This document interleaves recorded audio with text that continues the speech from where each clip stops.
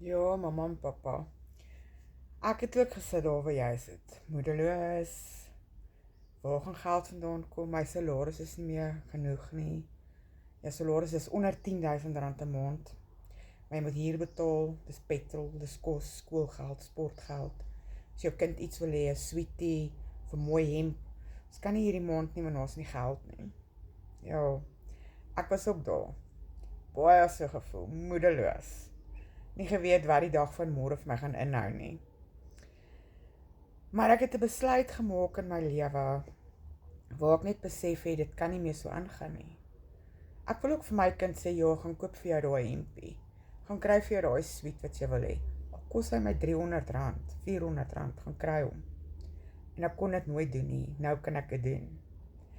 Danksy Legacy Builders het ek my blueprint gekoop en ek het dit stap vir stap deurgegaan en ek het my training gedoen en ek het dit gemaak om bo uit te kom, waar ek vandag saam met my man 'n salaris kan genereer op my eie van my huis af vir 2 ure per dag, om my man te kan bystaan, om sy las vir hom ligter te maak.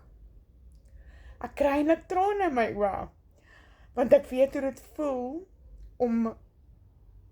om nie meer daai finansies te kan hê nie.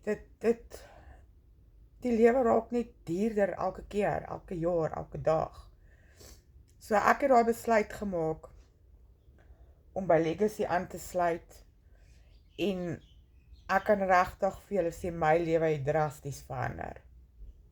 So ek is daai mamma wat in die oggende opstaan met 'n glimlag op my gesig, daai spakel is weer terug in my oë, want ek weet vandag kan ek weer dorp toe gaan sonder om my calculator te vat, om te gaan groceries koop, soos wat ek dit wil koop, wat ek wil hê, wat my man en my kinders wil hê, kan ek dit gaan koop, sonder om 'n nee te sê, sonder om te sê, ons kan nie want die budget. So weet jy wat, as jy daai verandering in jou lewe wil maak, skryf vir my help hieronder, dan wys ek jou hoe ek dit reg gekry het, en hoe om positief te wees, om dit regtig te kan doen. As jy daai wilskrag het, as 'n mamma en 'n pappa, sal jy jou alles insit, om dit vir jou gesin, en jou familie beter te maak in die lewe.